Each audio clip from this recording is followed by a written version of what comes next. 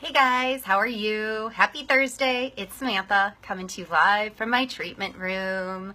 Today, my self-care tip, I want to talk about that negative voice in your head because we all have that voice. We all have that nagging negativity voice telling us we're not good enough, we can't do this, we can't do that. And you know what? Most of us live our lives listening to that negative voice. Some of us can overcome it, but a lot of people struggle with that. And it's interesting because one time I don't know if I was listening to something or if I was reading something, but I heard a really good analogy about that voice in your head, and it said you would never talk to your mom like that, or your parents. You would never talk to your sisters. You would never talk to your kids. You would never talk to your best friend the way you talk to yourself. So why are we still allowing these negative thoughts in our head? Sometimes circumstances happen and life happens. Trust me, I struggle with this every single day. There are days when I'm sitting there and I'm like, that voice starts going and going and going, and I really have to now stop and be like, no, I'm not going to allow this in my head anymore.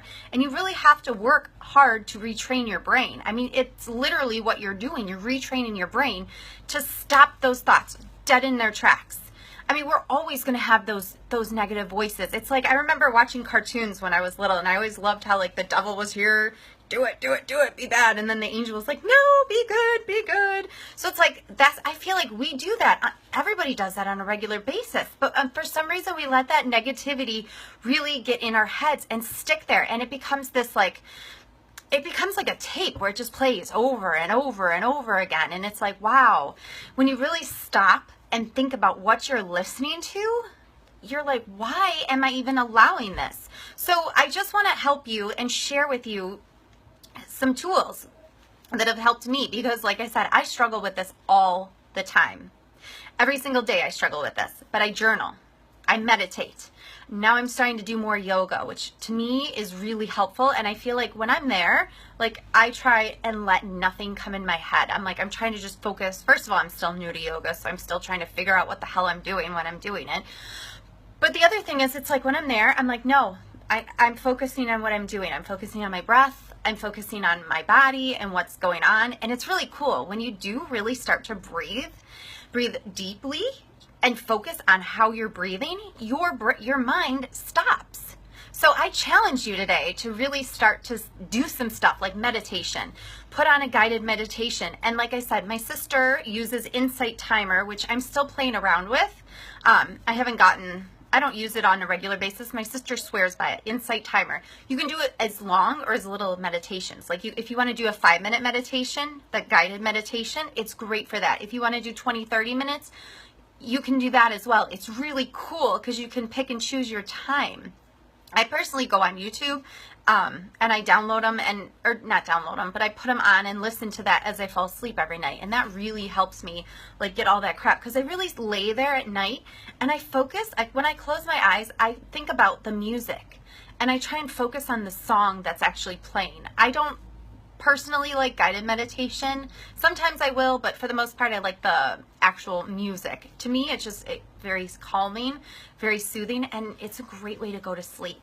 So some people like to do it first thing in the morning. You got to find a time that works for you. Some people prefer to do their journaling when they first wake up in the morning. I do mine at night before I go to bed because then I feel like I'm getting all that crap out of my brain so that way I can have a more peaceful night's sleep. So I challenge you to do something and figure out how you can find a way to stop that negative self-talk. I do have a good book option that I listen to. It's called The 5-Second Rule by Mel Robbins. And it talks about how if you're doing something or if you want to make a split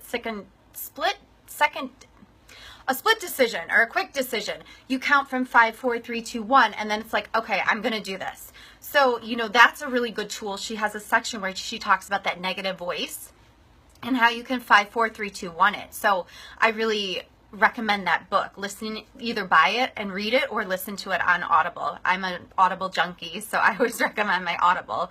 But anyways, I want you guys to start thinking about how you can get rid of that voice inside your head. And if you have any questions, feel free to comment below. I want to hear your struggles. How can I help you? Because I want to help make everybody look and feel good inside and out. I mean, my job is to pamper people and to give facials, But you also deserve to feel good on the inside, because when you feel good on the inside, you radiate on the outside. So that is my gift to you. Let me help you. How can I help you with the negative self-talk? Because like I said, I fight it every single day. And some days are better than others. So let me help you.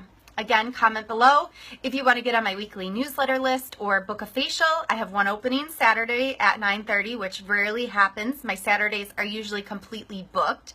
So you can get on my newsletter or book your facial, skindeepil.com. And my weekly newsletter comes out every single Monday. So thanks for tuning in. I hope you guys have a wonderful Thursday, and I will see you tomorrow for another self-care tip of the day. Thanks for tuning in. Have a great day.